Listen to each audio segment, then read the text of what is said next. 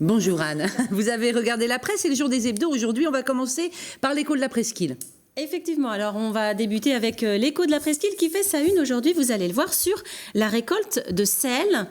Alors la journaliste a posé la question à un paludier pour comprendre la récolte du sel, vous le voyez sur la une, en 5 questions. Alors on y apprend par exemple que la saison a été relativement bonne, même si le mois de juin, on l'a tous constaté, a été très pluvieux. Finalement, ça s'est arrangé dans l'été. On y apprend aussi qu'un paludier récolte en moyenne 1,5 tonne de sel par saison.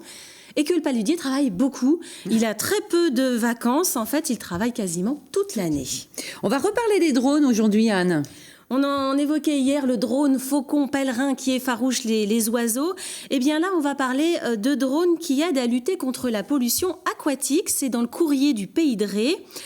Alors en fait, ce sont des drones qui sont équipés de capteurs pour détecter des cyanobactéries dans les eaux douces uniquement, parce que ça se passe du côté de Pornic, mais c'est pas en mer. Ce sont dans les plans d'eau. Donc ils sont équipés de capteurs. L'intérêt, évidemment, c'est de détecter rapidement les microalgues qui émettent les toxines pour pouvoir pallier vite le problème et puis éviter qu'il y ait des morts, notamment de petits animaux.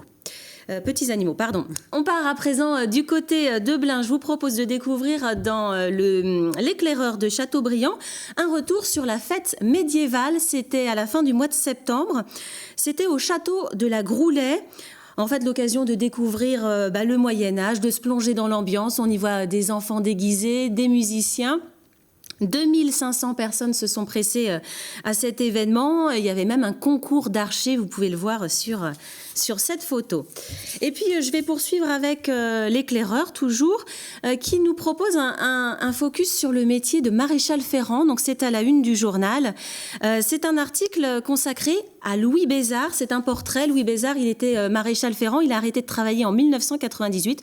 Donc, on découvre son métier. Il explique lui aussi qu'il travaillait beaucoup, qu'il pouvait ferrer jusqu'à 200 chevaux par an, puisque les agriculteurs n'utilisaient pas de tracteur, mais avaient tous leur cheval.